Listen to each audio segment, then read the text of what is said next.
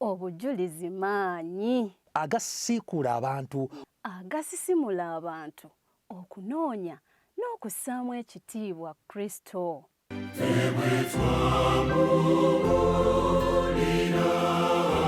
Ekituyamba butajja maaso gaffe ku Yesu Kristo.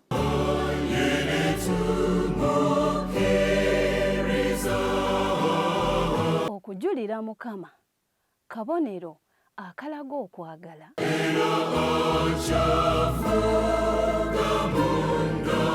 obujulizi butegeeza oyo akola ebyewuunyo ebyekisa.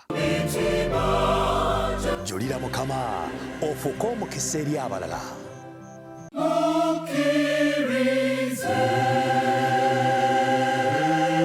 Awaanidde okuyitimuka wonna. Nkwaniriza omulabi waffe omulungi ku lutimbe gaggadde olwa 3ABN TV. Eno ye program Julira Mukama. Omwanjuzi wo nze Ddembe Herbert. Tugenda kubeera n'obujulirwa okuva eri munnaffe Muwanguzi Derrick. Kale Mukama Katonda atusaasidde, atukuumye nga tuli balamu era twebaza olw'ekisa kye kyatuwadde ekitusobozesezza okutuusa kaakano nga tuli balamu. Waliwo akagambo ketutera okwogera ak'olunyanyimbe akagamba Ebeneza, akategeeza nti nno yeebazibwe Mukama waffe atutuusizza wano we tuli, era nga tukkiriza nti alina bingi ebirungi ate byatuteekateekedde mu maaso gye tulaga. Kale n'olw'ensonga eyo akulumizibwe Mukama waffe Yesu Kristo. Kati nno bwe guba nga gwe mulundi gwo ogusookedde ddala okubeera ku puroguramu eno Julira Mukama, tukwaniriza nnyo nnyini ate era twandisabye obeere omu ku famire yaffe eya Julira Mukama. Famire eno nnene ddala ate era nga tukyayagala eyongera okugaziwa. Osobola okubeera omu ku bagigaziya otya? Genda ku Avento Productions ku YouTube channel Avento Productions. Ojja kulaba obujulirwa obungi ennyo bwe wali tolabangako. Bwe kasita oteekamu Avento Productions Julira Mukama oba n'oteekamu Avento Productions ojja kulaba programu zaffe zonna eziraninga ku 3ABN n'ebirala ebisingawo. Mukama Katonda akuwa omukisa nga weeyunze ku famire eno.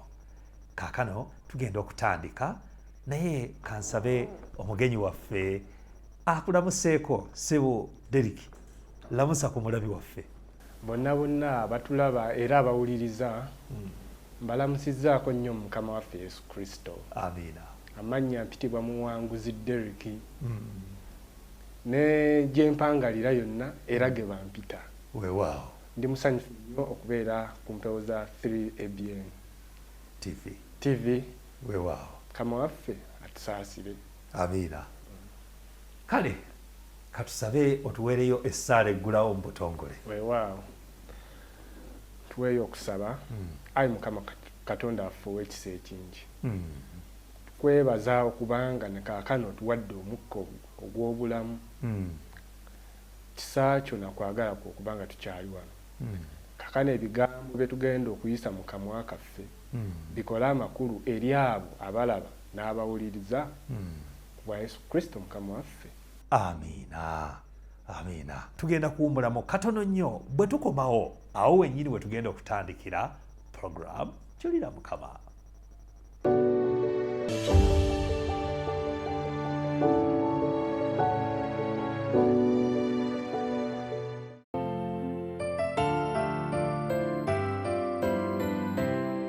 Twebaza Mukama. Ogwo nno si mukisa gw'amaanyi kubanga abantu b'okufa bafiiridde ddala ne mu ggwanga lyaffe lino lyennyini. Bafudde naye ffe tetufiisanga ate tetulwazanga nti ati ali wali ku bedrest taliino.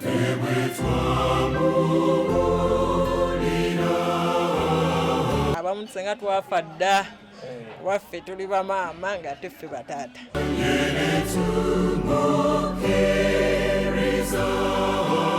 Buli omu w'oli osaana aweenenye mu mutima gwo osobole okufuna obulamu obujja. Ndabanga Mukama ayogera naffe. Julira Mukama ofuuke omukisa eri abalala.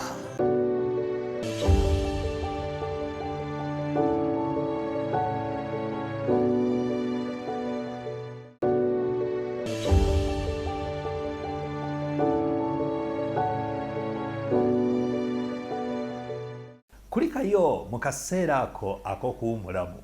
Oli wakati mu program Julira Mukama era tuli bamukisa mu studios okukyaza Derrick Muwanguzi.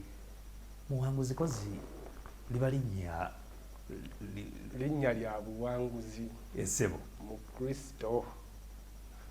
Bwe buwanguzi obwo Ddala owangudde bingi nnyo agumizibwe Yesu. Yensonga lwaki wagambye nti sijja kubituulira ngenze kubigabana. ate lwaki oba oli awo naali bituulidde nga Mukama ankola ebirungi. Amiina, amiina. Era Mukama ampadde obuwanguzi bungi sibutenda. Waliwo akayimba ketutera okuyimba akoze ebikulu sisobola kutenda. Okamanya akayimba ako? Kanaera akawuga. Kati nno katubirombojje. Njagala tutandikirawo wennyini otubuulire entandikwayo mu bulamu bw'ensi eno. Ova mu famire efaanana etya? Mbiira mu famire nga ntandikiddeko emabega. Famire yange eviira maka ga Church of Uganda. Emabega nga sitandikidde wano ku maama na taata. Kwegamba mu bajjajja Bujjajja baali ba Anglican Church. Otyo. Era jjajja wange yali Reverend Mulamba. Yaweerezanga Namirembe, Church of Uganda. Bamusindika nga we babatambuza. We bakutute Masaka, bakutute Mityana. Jjajja wange yali Reverend. Okay. Kakati n'azaala maama ne taata. Jjajja wange azaala kitange yali Reverend. Era abawangalidde nnyo ku kyalo Maganjo. Kawempe, Kagoma, Kawanda, Matugga. Ntegeerawo. Agamaka basobola okuba nga bagamanyi. Reverend Kasozi Maganjo. Awo. Amaka ga Maganjo SDA Church mwegaliraaniganye. Mwegatunudde. Manyiwo bulungi jjo. Mwegatunudde awo. Esebo. Agajjajja wange naye kati mugenzi. Baabi. Yafadde emyaka giyiseewo ku emyaka nga 2. Baba. Gemaka genvaamu obujjajja bwange obwo. Essebo. Naye nga bakadde bange maama ne taata Mukama yabasaasira n'ababikkulira ekyama ky'obulokozi. Weewaawo. Myaka gy'ekinaana. Mu kinaana? Kinaana eyo. Kitegeeza ekintu baakikwata dda. Amiina, kisa kya Mukama. Esebo. Kisa kya Mukama kuba kitange yali musajja wa Church of Uganda. Kati gwe kitegeeza ogenda okuzaalibwa. Wazaalibwa mu maka amakristaayo amadiventi. Ngenda okuzaalibwa kati nga nze simanyi bya Church of Uganda. Saabisanga. Esebo. Baabikunyumiza bunyumiza. Mbisoma mu history. Esebo. Nasanga SDA Church nga ye rulinga. Maka ga kitange ne mmange. Esebo. Naye nga Church of Uganda mbisoma mu bitabo. Esebo. Ngenda okuzaalibwa recently. Nga obulokozi obwa SDA Church. Bakadde bange, maama wange ne taata wange nga bwe buliwo waka. Okay. Tubulire ku mbeera eyawakaawo, famire efaanana etya eyo? Famire kitange ne mmange okwatula obulokozi mu myaka egy'ekinaana eyo nga gitandika.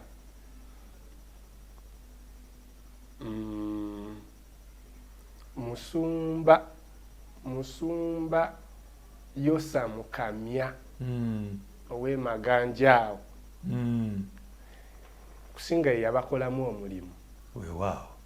Yabakolamu omulimu naye nga tuzaalibwa abaana 7 mu famire eyo. Mu famire eyo ey'omwami Lubega Sande. Esebo. Ne maama wange omulungi omwagalwa Keti Nasimba. Naye nga wenjogerera kaakano bonna bagenzi Mukama yakkiriza bawummule. Yakkiriza ne bawummula. weewaawo naye nga bonna bagenzi bambi naye nga batuzaala abaana 7 ng'okwata gwe kyakumekaawo nze nno newankubadde gye ntambulira abasinga bandabanga omukulu oba omukadde olw'ekirevu oba olyawo olw'ekirevu ne obuwanvu height mwendi okusinga ku bannange abakulu bange naye nno ndi muto kubanga bwe mba nzaalibwa 9 olika okyali muto 9 nzaalibwa naye nga mbaana 7 bonna nzasemberayo ddala omuggalanda ddala ekyejo mmwe ani atakimanyi otyo naye mu baana 7 abasatu nabo bagenzi kati twasigala abaana bana bambi omuwala omu n'abalenzi 3 twasigala abaana bana naye kati famire eyo awaka we mwakulira walingawo omukristaayo omanyi okubeera omukristaayo omwadvent kintu kimu naye okutambulira mu bukristaayo oba kyetuyita practicing christianity si kintu kyangu tulina n'amaka g'abasumba ng'ekiyitibwa essaala ku mmeeza tekirabikangako so kyenjagala okutega kifaananyi ki kyotandikiramu obulamu bw'obukristaayo ekifaananyi nze kyentandikiramu okulaba obukristaayo newankubadde nazaalibwa mu maka amakristaayo naye obukristaayo mbulabye recently nno ng'awaka tebuliiwo awaka bwaliwo naye munze ogamba gwe ensigo okubeera nga eberuka mu ensigo ey'obukristaayo Mukama era wakisa agulumizibwe Yesu Kristo obukristaayo bwaliwo ewaka ng'era n'emiggo givuga okubakaka naddala bakulu bange nga bakukuba olw'obutayagala genda ku kanisa oba obutasoma bayibuli okubeera nga musumba yosamu kamya gwe njogeddeko emabega awo naye yali mundu mmenye nnyo mu maka g'ewaka awo oba omumanyi oba omuwulira gyali musajja mukadde nnyo kati yawumula dda recently this year emaganja awo tubadde tukuza birthday ya myaka 94 Mukama nga amuwadde emyaka egy'obuwangaazi naye nga musajja akyali mugumu naye yali mundu mmenye nnyo ewaka awo yesewo era nga ne oba weekweseewa mu kiyigo oludda wakasita sabbiiti etuuka gyonna ajja kunoonyayo bakukwekulayo byonna bakukwekulayo naye ebyo byali nnyo ku bakulu bange kuba nze nali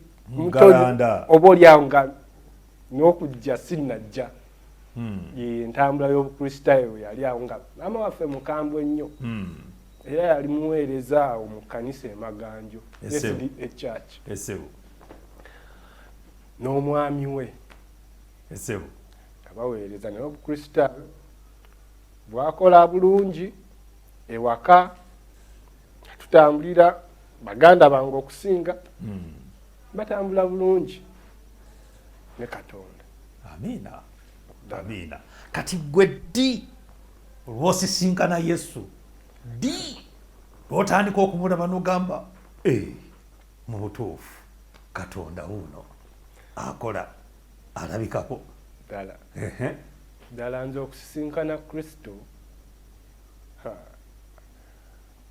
anzije wala banze bakadde bange nzeeyo kitanga nzaala yasooka okuva mu bulamu bw'ensi eno mu 9 yagenda okuva mu bulamu bw'ensi eno nga nina emyaka 2 baaba okyali bujje nga nkyali muto ate era ne maama waffe atuzaala era n'agenda nga nkyali muto wankubadde nali ndaba otewe wali otandise okutegeera 2-3 ng'opanga ku puzzle 2-3 newankubadde nali muto naye nga nali ndaba 2-3 awo 2-3 2003 naffe n'atugendako bambi naye ng'era okubanga ze mundu ezaali emmenye ewaka nga bowuliriza betuwuliriza betulabirako obukristaayo mubujje mwe tubujje abatwetoolodde bakadde baffe abasigadde sibi baliko tebabuuliranga bwe muva awaka gino mikolo gya kuziika gino mikolo gya mbaga gyaki tebabimanyi otyo kyenda mu esatu muzeeyi waffe atugendako awo nali muto nga sitegeera kigenda mu maaso tubaddewo tusaasaanye batugabanye famire nze ntwala Derrick ani yakutwala gwe nze saava ku maama wange wamulaalirako namulayirako era ng'omugalanda bwabeera oluvannyuma lwa muzeeyi waffe okufa nze saagabanwa natambuliranga ku ngugu ya mukadde wange maama naye bakulu bange abasinga baagabanwa abalala bajjajja be babatwala basenga babatutte nesigala ku maama nanvuga kuva 93 muzeeyi waffe afudde paka 12 ogambe mu 3 yafa 23 naye newankubadde yafa 23 era saali naye saawagala naye kiryawo kumufunamu bibala wamubeeranga bali saamufunamu bibala bimala kuba bw'abanga afudde yafa 23 nga ate namuvaako 99 kyali kibulamu ate nga nali muto 299 bw'ova ku nnyo kakati awo n'osooka n'omubeera ebbali naye ne bangabana kanabagabana mu 299 ani akutwala kojja wange omulungi gyali eyo bambi nagamba omwana mumpe otyo andika okubeera ne mukadde wange oyo kojja wange okutuusa maama bwe yawumula ddala kakati oli ne kojja ovudde mu mikono gya maama omukristaayo kojja naye yali mukristaayo teyali mukristaayo nga tabuuliranga nako oba oliawo yali yabuulirako naye ng'abuulirira ku mwannyina byayogera awo oli myaka nga 12 ndowooza 11 emeka 23 oli mu 12 awo kubanga taata waliwo yafiira emyaka kati awo oli mu 11 awo 10 obukristaayo yali abuulirira ku mwannyina ba 7 side mbe bakyabo basaba lwa 6 kati tubategeera abo nabo bazibu okumanya oyo gwe ntandika okubeera naye kakati oli naye otuuse mu famire ye mbeera ki eri awo mbeera yali nzibu nnyo lwaki ebeera nzibu ali manyi bya mukadde wange byabakadde bange bye namanyiira tugobagana sabbiiti nga tebinva mu mutwe kati ndaba ekifaananyi kirala kulya nga bw'oyagala ebyokulya eri byali byanjawulo ndaba birala ntegedde woolazaawo otyo nali challenged nnyo mu life awo tandika 99 12 ndaba obulamu bulala nnyo olya ku byotolyagako ndaba owuliragako olaba ku byotolabangako senga newankubadde eri mbaddemu sitaboni ng'omwana eri mukadde wange sijja kwogera nnyo ku muzeeyi wange kuba oyo siina nnyo sitooleye wakati wange naye ntegeera naye mbeera mukadde wange maama gye mbadde mpangaaliramu naye ne baganda bange okutwaliza awamu hange eyawano ndala mukulya kunywa siwulirayo bugombe bwa sabbiiti erumye bwe nawulira kasooka embuuza kino ekibuuzo ate ekibuuza ng'omusiru olabawo enjawulo eri wakati wa maama ne taata mu bulamu bwe baali bwewalozaako kati n'otuuka eno naye nga ku bulamu buno obubiri buno bwewaako jja ne buli nga gwe muli mu mutima olaba buluwa obukira bwe wandyeyagalizza era automatically bwali badde buli obwa maama kwegamba nga wano otandise okulaba ekintu ekirala newankubadde nagenda nembumanyiira buno ate obwewakojja ne butandika okunyumira automatically kubanga neyunga kukojja wange nakwatagana ne kojja wange oyo baba bansindika okubeera ne kojja wange nga ndi muto nnyo myaka 8 myaka 8 7 emyaka egyo nga siina kwesalirawo kwatiriramu katono mulabe waffe omulungi atulaba ku lutimbe lwa 3ABN ffenna Mukama alina gy'atuyisizza okututuusa wano we tuli era y'ensonga lwaki obukristaayo tebutwepansa naye ate bakyawandiikibwa kitugambye nti omuntu yenna teyeegulumizanga olw'obugagga bwe teyeegulumizanga olw'amagezi ge naye buli eyeegulumiza yeegulumizenga olwa kino nti ategedde Katonda. Bannaaye tufube okulaba nga Katonda kyekyokweyumiriza kyokka kye tulina mu bulamu bwaffe. Munnaffe awo atutuusizza atuuse mu bulamu obwawukana ne buli newankubadde nga buli yali tabulabangamu kalungi naye kati atuuse wanene bwe bwawukanira kati agenda kutandika okupima. Awo wennyini we tugenda okutandikira bwe tudda ku program Julira Mukama tovaawo kalira katudde.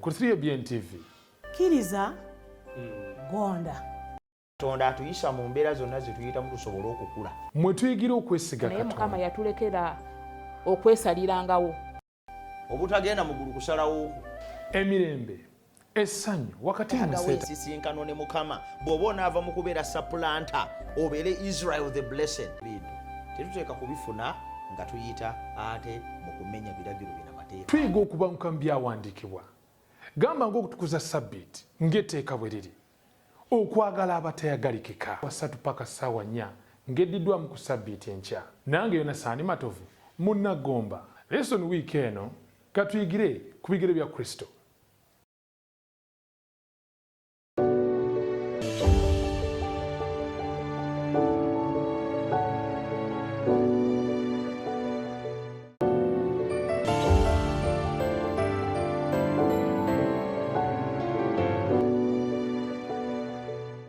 Kulikayo mu kaseera ako ak'okuwummulamu oli wakati mu program Julira Mukama omwanjuzi wo nze Dembe Habert. Mu studios tulimu ne Muwanguzi Derrick atutandikidde ku lugendo lw'obulamu bwe. Derrick, obutakumalira kaseera njagala awo wennyini bwe tubadde tuwummuliddewo otandikira kakati otandise okulaba ebintu byawukanye opimyepimyemu nga buli obulamu obwewa mami mu butuufu bwali busingako naye ate ogambye kano nti watuuka ekiseera n'otandika obimanyiira ne bitandika okuwoomera. okuwoma kwali badda naye ate emyaka 7 ekidi bankuba oluboolu n'okyukirawo abadde agenda ku right ngenda ku left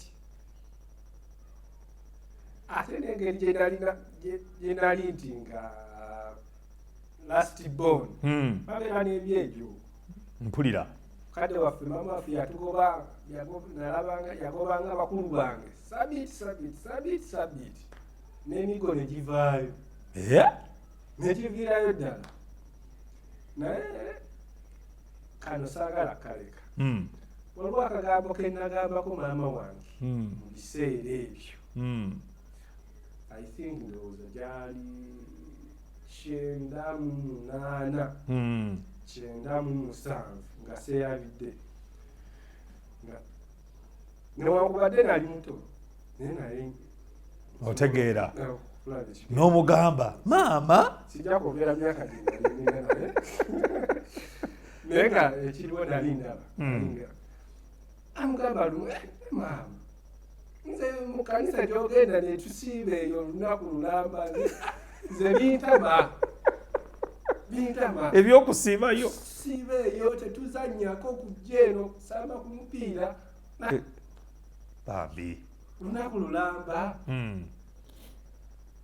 n'agamba yagamba ekigambo kimu nti luno olunaku luba lwa njawulo ekyo kyokka kyeyagamba luno olunaku luba lwa njawulo esebo ne kanywera ne kakwatayo newakubate tekanywererawo awo naye kakulidde mu mutwe gwange ebbanga lyonna paka kaakano agulumizibwe yesu kristo kakulidde mu mutwe gwange kwatiriramu bannange omulabi waffe atulaba tokwatiriranga kigambo eky'amazima ga katonda ekigambo kimu bwekiti naye maama lwaki tetubeerako wali naffe ne tuzannya ku mipiira ku lunaku luno olunaku luno lwa njawulo ebisigadde yesu n'abikola otyo akagambo ako akaŋŋamba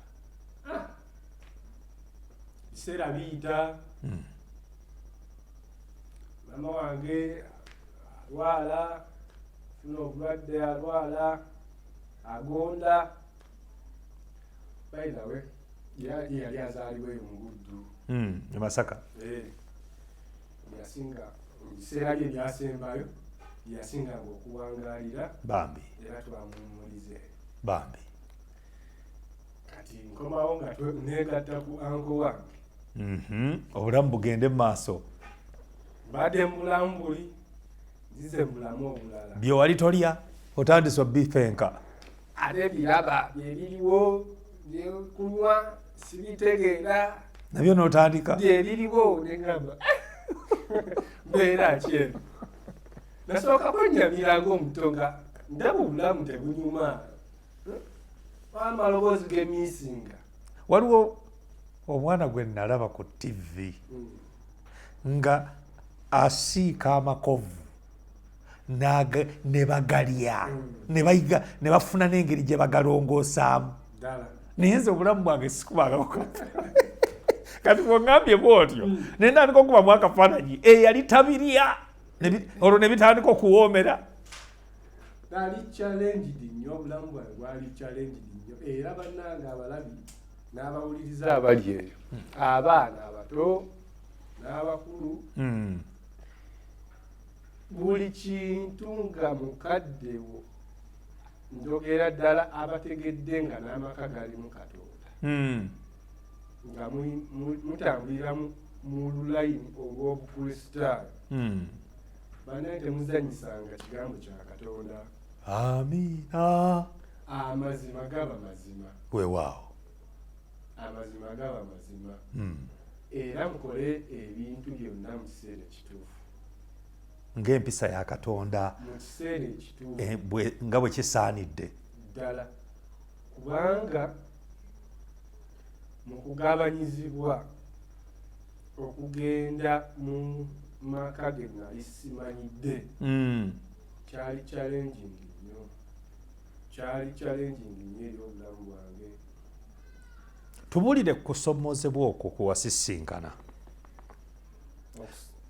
okusoomozebwa ngenda mu maka aga anko wange kulya kunywa mpisa byali birala nnyo naye by then okumujoyininga yali muvubuka newakubadde ate musajja mukulu kwegamba anko naye nga kijaana nnyo muvubuka wamasanyu masappe nga bwe batera okugayita abavubuka b'ebiro bino ebyo SDA basebensida tebisoma wuwe nenenyamira obulamu bwange era bwenyamira nnyo kati otandika ddi lwosisinkana amazima ga katonda njagala nnyo tutuuke awantu awo kubanga mpulira nze nasiteredde ntambula obulamu bwange butambula 99 10 2 2 2 nabeeranga mu masomero n'amasomero gakyuse nga bakutwala mu gana amalala. Catholic schools naye olw'okuba nti nali muto nali mwana by then nalina challenge emu njijjukira bulungi naye era yankubyanga nnyo ku ssomero. Eruwa? Kuba nzijjukira B3 B4 paka kumalako kibiina kyange kya musanvu. Nasomera mu masomero g'abasiraamu. Somero liryawo Kireka lya kisiraamu. Naye nga sisoma Saturday. Nga kali akamami kakyalimu. Kakyalimu. Luno olunaku luli special. Leero Sabbiiti. I'm a Seventh-day Adventist boy. Kati akantu ako kankubyanga nnyo kibooko ku ssomero. Why did you come to school on Saturday? Because I was at church. Church? What church? Ngekyo kinkubya kibooko. Otyo? Musomesa wange wali awo ayitibwa musomesa Dawuda. Baali abaana abatazze Saturday kusoma nga nze asooka ku lisiti. Naye nga wanywera waguba. Naye nga wagaana okukyusaamu olw'effujjo ly'abaana ate ako kankoleramu ku sayidi endala obutagenda ku Saturday kusoma oluusi mbeera mu byange tugenda mu bibanda bya firimu n'ogamba kawaakiri kandabe mu firimu naye nga sigenze ku ssomero naye nga neekwaza ekigambo kimu I'm Seventh-day Adventist. On Saturday we don't come to school. We don't come to school on Saturday. Kati yenga yakakyusa in the other way round. You are Seventh day. Nga twita atugalamiza nze asooka ku line. Ne bakuwa ezizo. Ekyo kyankubya nnyo kibooko. Kati nno nga yomanyi engeri gyakiyitamu. You are M60 day. You are M60 boy. M60 boy. Come. Lie down. Kumi. Kakati yenga tayagala ogambe na 70 day. 6 day boy. Because you didn't come on Saturday. Because you're 6 day. Lie down. Tayagala kulira 7. 7 ke yali alwanyisa oba. Era yali akalwanyisa. Ate ateekwa okuba nga n'okkamanya yali akamanyi. Where's the 6 day boy? Automatically. Nga nze alina osooka kulayi. Kankubyanga nnyo kibooko. Tambula olugendo lwali luwanvu nnyo. Abasinga bayinza okubeera ne bagamba maama bwe yazaalibwa Mukama Seventh-day naye nga walina challenges nyingi zibaawo zibeerawo mu bulamu. Kituufu. Nze nakula n'ebikoosi bingi eby'abavubuka era gye bali waliwo Katonda basaasidde ne bakyuka ne bafuna amazima waba bakyali eyo bakyazingamye nga baalaalira n'okuguba ne baguba. Kulidde mu bitundu ebikola Kampala, kulidde mu bitundu Mukono, kulidde mu bitundu Kireka bweyogerere Banda, Kasokoso, kulidde mu bitundu Kawempe, Maganjo, Kagoma, Bwayise, Katooke, Kisimu, omwonna bujjudde ba Obi ne ba Ogi. Bakyali naye banna baseya. Mukama wanjawulo.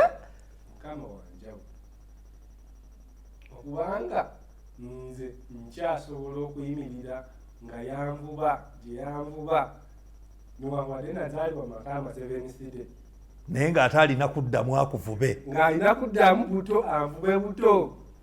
Mbuulira engeri gy'akuvubamu sikyasobola kugumiikiriza. Akuvuba atya? Emabega ndi wa muzeeyi wange oyo kojja wange. Yankolako omulimu gw'amaanyi kuba yali asigaddewo nga mukadde wange. Taata maama sikyalina bambi naye yanjagala nnyo bambi era mutumirako gyonna gyali newankubadde alina ebimusumbuwa mirimu. Recently 210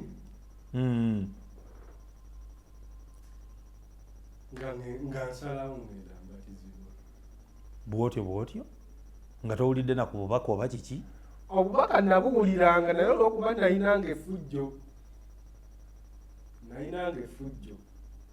emabega yonna gyenvudde wange newankubadde ebimu nyinza okubanga saagadde bigaziya nali waddalu ng'eddalu lye likuganyisa ekigambo kya Katonda naye ng'amazima ogalaba. twalina ebikoosi bingi nnyo ebyabavubuka gambye nze nkulidde mu ebyo ebitundu mu ghetto ebikola eya Kampala. Pulira bwe muli abaana abakuba night discos era nazikubanga twakubanga night disco essebo zinanzenwa simanyi zaani zaani zino zaali za bbeeyi kakati ataawo gye watambuliraga naye ate kyali kika mukuba buno obw'okukyalo bakozewo omukolo wali twatambulanga Kampala waliwo discotheque yabeerangawo Kampala road bagiyita 9 degrees sawa zino bekyaliwo yavaawo simanyi waliwo eryawo bagiyitanga era eriranye 9 degrees kevu evudde mutwe otyo ambiance ebukesa ng'owulira obulamu eyo gye kaggweramu nga tulina ne membership card nga mwe temusasula membership kavugiddewa celebrity night, bucket night, campus night. Essebo naye Mukama wa kisa. Amiina. Era wa buyinza kubeera nga n'ebyo sikyabiwuliza. No, olaba n'okubimanya tokyamanyi oba gyebiri. Banna biwanvu nnyo naye kati lunaku lumu obubaka owuliriza obubaka osalawo ogamba nti ngenze kubatizibwa nga kiki? Prime Radio nagiwulirizanga. Lwaki nsoose nekigambo ekyo Prime Radio? Ye radio nga bobana nagyebbiriranga ogenda okuwulirizanga radio. Kaganga oteekako radio walino gakansu sikuteekako radio yange. Sikuteekako radio yange. Omanyi okusinga ennyo obulamu bwange nkulidde mu kireka. Nkulidde mu kireka kubeera ddala nga ndi muteera myaka gya 21. Essebo tuzanyira mu kireka tuveeyo wansi kireka tawuni ne twambuka yonna Kiyudaaya ne tugwa eno wansi Kinawataka. Naye nga simanyi nti lunaku lumu ndibatizibwa awo ekireka. Obubaka twalina neiba waffe awo yali mu 7th ekireka awo twali tupangisa awo ekireka awo tawuni awo. Naye ng'ateekateeka rediyo eyo. Naye by then bwe twazanyiranga eno mu kireka eno gye bayita mu Kiyudaaya wali Prime Radio. Ndowooza yali tennatandika. 2-1-2 oba naawe. Kwatiriramu katono nnyo. Tujja okumanya asinziira ddi, amaanyi agajjawa, kubanga Bayibuli etugambye Yokaana ssula ya 6 olwa 44 nti teri ajja gye ndi okuggyako kitange nga yamuwaludde era ndimuzuukiza ku lunaku olw'enkomerero. Mukama waffe Yesu Kristo kennyini ye yayogera ebigambo ebyo. Yesu amuvuba ddi. Bwe tukomawo awo tugenda okutandikira mu kajumero kaffe ako akaddako akasembayo. Tovaawo katudde.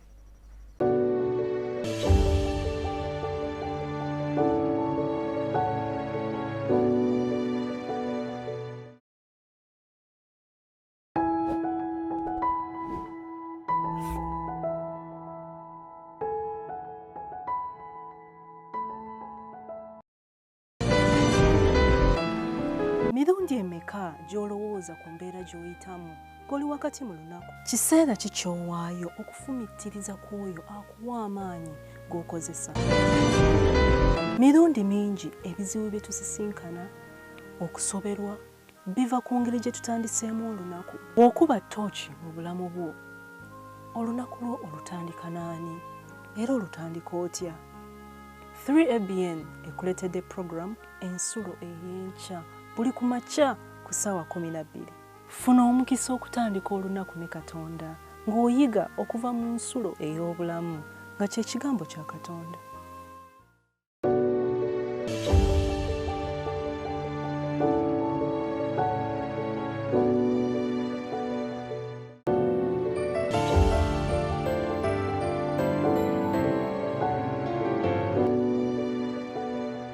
Kulikayo eno ye program Julira Mukama omwanjuzi wo Dembe Habat mu studios tuline Muwanguzi Derrick atubuulira ebyo Mukama byamukoledde. Omanyi okuzaalibwa mu famire ey'abakristaayo naye nga n'okubitegeera tobimanyi nga n'okubyesamba weesamba byesambe naye ate olunaku ne lujja n'olabira ddala nga mu butuufu Mukama abadde wa kisa nnyo akugumiikiriza era n'addamu n'akuvuba okuzza mu mbeera eyo. Katugende mu maaso. Kadisikoteke nkajjukidde era mbadde wano ne ntambuza obwongo ne ŋŋamba obufu obwo ddala Mukama bukyaliyo. Ng'ova ku 9 degrees Kampala Road mu Nsonda waliyo bakayita amnesia. Club amnesia. Bannange Mukama wansa okubeera nga nakakati tomanyina gye kali maaso bakakyaliyo babakaggala addange etyo ng'abavubuka mwe tubeera tetwebaka.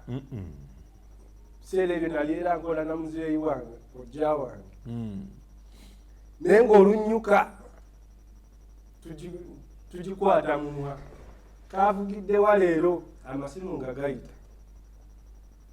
amnesia okuva ssaawa 4 ez'ekiro ne tukeesa ssaawa 12 nga mulinga ababadde ku lubimbi nga tulinga abali mu competition.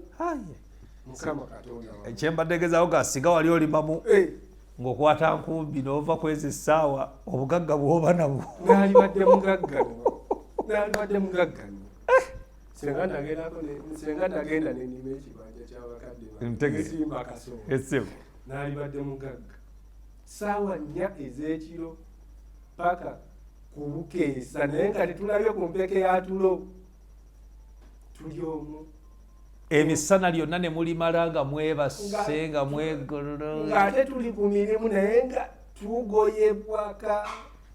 Kale bw'atyo sitaani bw'ayononamu ebiseera by'abantu era waliwo yagamba nti nno obugagga obukyasinze obungi buli magombe kubanga abantu bangi bazaalibwa n'ebitone baweebwa ebyobugagga mu bulamu bw'ensi eno naye omulabe n'abigonoona ne bafa nga tebalina kye bafunye. Kale ndabira ddala nga kyoyogera kituufu otyo nali malwawo nnyo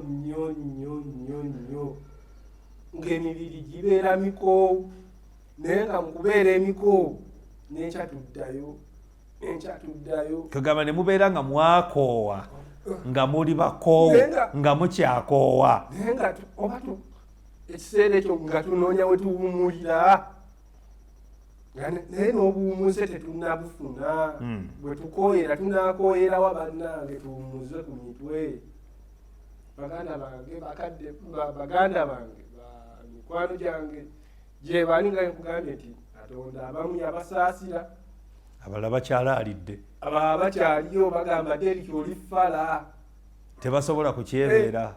Derrick oli fala bwotyo poza oli muki ndi mu 7 day abasabaddi ku Saturday zirabo sibalabangako ate n'osiiba lunaku lulamba ggwe nebagamba nsiibayo banaye kisa kya Katonda abali eri bonna abatulabira abatuwuliriza si kisa nakwagala kwa Katonda kisa kyennyini. naye nga nsobola okuyimirira ku makya nembala okuva Sande neneteekateeka nti Sande nti Mande paka Friday nemanya nti sabiiti egenda nakuyingira saawa zino ngesayinanga mu birowoozo byange. Ekitegeeza ku Saturday tewagendanga mu amnesia? Ngamba kaakano. Kaakano nkitegeera. Naye nga day before. Ezo zennaku nga ziba nzibu nnyo eri obulamu bwaffe.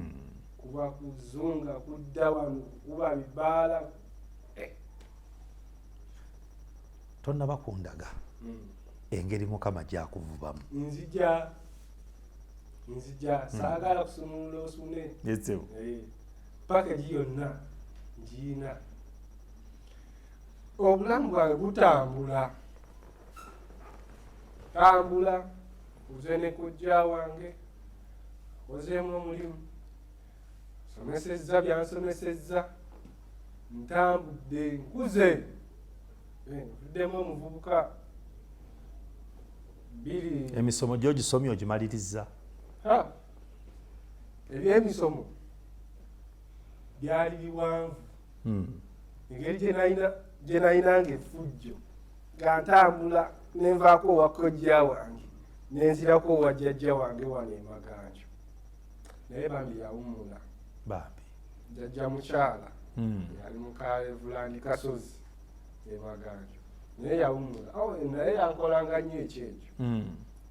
Eri wenkubwa kibooko wakojja wange biseera ebyo natambulanga. Nafubanga nnyo okubeerangamu n'akasente mu nsawo. Mbeeramu n'ebina byange 5 kuba biseera ebyo nalinyanga takisi enzija ekireka nga transport nusu nga bino oba 5 bisobola okunzija ekireka netuuka Emaganjo ate era bisobola okunzizaayo nsobola obiteteeka mu takisi. Naye nga wenfunamu akatengo wakojja wange ng'odduka ninyabulinya takisi ya meeka toto kireka takisi ya 2 paka nkadde paka Maganjo sente mmeka mbaatisawo basobola n'okunsaba 10 va mu new taxi old taxi paka Maganjo. Obulamu bwange bwatambulira mu mbeera ey'okubanga sinywerera mu kifo kimu. Kojja wange wenkoowayo ttaamu eno nga nzijako owa jjajja wange. Jjajja n'alyoka akuvuwa ku mmere n'akuwa akasente bwe babusibanga ku kikondoolo n'ajjayo bambi ka seevize. Omwana w'omwana wange kikyali amusumbuwa n'atwalawo ku essomero liri awo Jinja Kalooli baliyita St. Thomas. Eriri awo ly'Abakatuliki bulungi. Nayo ne ŋŋendawo ne bampeerawo ne mbeerawo ne mala ne mbuukawo ne nzirayo wa kojja wange. Naye olw'okuba nti kojja wange ono gwe nali nsinza okuwangaala naye ebbanga ate bwe wali otegedde emyaka gye egy'okukula n'emyaka gyange egy'okukula gwe nsinza okutegeera saagalanga kumweggyako era kankubiranga ne ŋŋamba kojja wange ono sisiibula nga gwe bakuwulira buulizi nti wagenze kyono ali eno kale kasita ali mikono mituufu. Bwentyo obulamu bwange bwasinga nnyo okutambulira mu mbeera eyo. Tukula nkula naye emabega awo wa muzeeyi wange oyo obulamu tebwali bwangu. Beera nga tebwali bwangu nakugambyeko emabega wali amaka gatannalaba Katonda. Buli kimu bakikola batyo nga bwe basanze. Kuba kulya, kuba kunywa, kuba kwogera, kuba nyambala. Naiko kutaapu. Nawe notandika okwambala nga bo, kulya nga bo, kunywa nga bo. Wali tolya nabyo nobitandikako. Ngenda ku kaduuka ngulire ya Beero. Agikwanguyira? Syaba mu ttabu. naye ngenda nkula 28 29 ngamba twalina neiba waffe awo kirekaawo naye nga wuliriza nnyo Prime Radio. Kati ngamba gyenvudde byofujjo lyange nawumulirangako nnyawe ewuwe Kabalaza kubanga waaliwo mikwano gyange naye ateekako redio nawulira ng'olumu nze mbiva nako saagala biwulira ambaye bano byabazeeyi banze ebiseera ebisinga nakula ngamba abasaaba abazeeyi byabakadde tebalina byakukola oba bakoowa ne balyoka baba nga balina okugenda okusaba nga muyita bayirayo na anti ayagala ebyekikadde tusabaasaba tekuba kaziki nyinde eziriko za ombeeka nnyo naye nga nze nzimanyi mutwe gwange nga bayimba naawe ogegenya kimanyi kuba zatambuliranga nnyo ku mwa gwa maama wange enyimba ezo naddala eza Golden Gate mange yalinga azaagala nnyo lunaku lumu najja nga nkiwa amatu gange ekyokuwulirizanga rediyo awo eya anti oyo buli bwe natuulanga awo amatu gange nagawanga nnyo rediyo eya Prime Radio. Lunaku lumu nga ngamba wayi naye naaligenze ekireko redi nabeeranga mu kireka bakisigendayo Prime Radio weeri mmanyiwo okubeera nga olwokuba mwe twazanyiranga mu kireka omwo kireka Kasozi eri waggulu wa Kabaka naye nga siwangayo na birowoozo byange ndina okubatizibwa.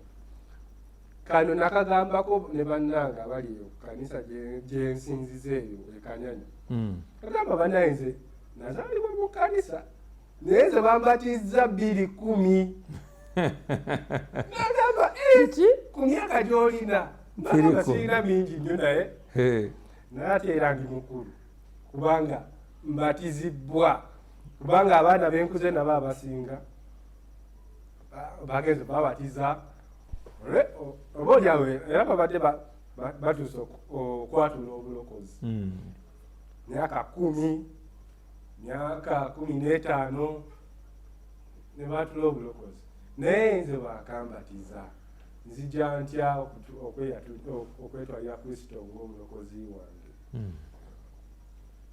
Tuliza Prime Radio ebiseera ebyo nga si mu kugiwuliriza nagiwulirizanga nembireka awo naye nga nina gyenkolera wa mukadde wange oyo kojja wange kati olwokuba najja Mukama Katonda nanzuukusa mu bwongo bwange oba n'okuyita mu Prime Radio ngiwulirizenga kyali kisa kya Mukama ng'olwa nteekateeka nteekateeka okulaba nga nfuna nziramu nzimba buto kati nga nkola ne mukadde wange eyo twakolanga kwoli Kampala ng'alinawo washing bay alinawo washing bay kati nga nze manager byonna abindekera nzabikolako nzabala ebitabo tukoze sente meka ebiki bakozi bameka betulina basasudde tebasasudde ebyo byonna nzabikwasaganya naye nga enjiri gye nawulirizanga ku rediyo ya anti oli ayina effumu lyeyandekamu eŋamba ate ono kojja wange tayagala kuwulira kigambo SDA kimuwunyira zizi atayagala kiwuliriza biki ebyo byoliko natuuka ekiseera nga gwe weetegera Prime natuuka ekiseera nga ze yeetegera Prime biki ebyo ne Derrick osiriwadde Derrick osiriwadde biki ebyo gy'owuliriza oyagala kugenda mu bya bulokole nga banna abalala bendaba Julira ebintu ebiri mu magezi nenga bowa nenjiwulirizanga nenjiwuliriza naye nga kinnumiriza muli lwaki nkyakola bino ebyesittaza lwaki nkyayogera bino ebyesittaza lwaki nkyayambala bwe nti nyambala etaweza Katonda kitiibwa kwatiriramu omulabi waffe omulungi ndowooza olabye nti olugendo lwaffe luwanvu ddala ate buli omu alina engeri gy'atambulamu olunaku olwaleero lwakadde akeeridde tugenda kubanga tukomaawo wabula bwe tukomawo twagala kati tutegeere ekyaddirira muganda waffe Derrick yasisinkana ddi Katonda era yasalawo ddi okubeera nga aweereza Katonda na biki ebyaddirira byazze akola okutuusa olunaku olwaleero. Of course mubaamu okusomozebwa kungi nnyo ebyo byonna bye tujja okutandikirako mu puroguramu ejja okuba nga eddako. Ssebo akatalekeka mu ddakiika emu tulyoke tuveewo. Akatalekeka neyanziza nnyo kadde wange ntumirako bonna abali eyo baganda bange banyinaze abooluganda ne bensinza nabaawe ekanyanya muganda wange Lubega Robert Eseu sikulabye ddala gyonna emirimu gyoliko egy'obuweereza Mukama akikubalire. Amiina amiina. Mukama Katonda tumwebaza tuweere essaala eggalawo. Tuweeyo okwebaza Mukama kitaffe ow'ekisa ekingi ogulumizibwenga era otenderezebwe tetutuukiridde mu maaso go eddalu n'ejjoogo ebiri mu mitima gyaffe mu ntambula zaffe eddalu baddu bo n'abazaana bo abatakusinza mu mazima kaakano ayi Mukama nga nze ndi wano okuweera obujuliro weewaawo okoze ebikulu bingi mu bulamu bwange okoze ebirungi bingi n'eri baganda bange byonna gye bali kisa kyo nakwagalako bw'otaalibadde nze naalibaddewa oba oli awo naalibadde njeeyo nga sisaana nzayogebwako ng'omu abayaaya abanywa enjaga abanywa ebitamiiza naye nzaani Mukama Katonda bangi abali eyo abanneewuunya Derrick kikiwabaki naye nga kisaakyo onkoze ekitagambika okyatuwadde obulamu Mukama ow'ekisa era mu byonna ebinaayogerwa n'ebijja okwogera okuyita mu nnaku biwa omukisa gwo wa Yesu Kristo Mukama waffe. Amiina amiina. Weebale nnyo weebalege beera bulungi weeraba.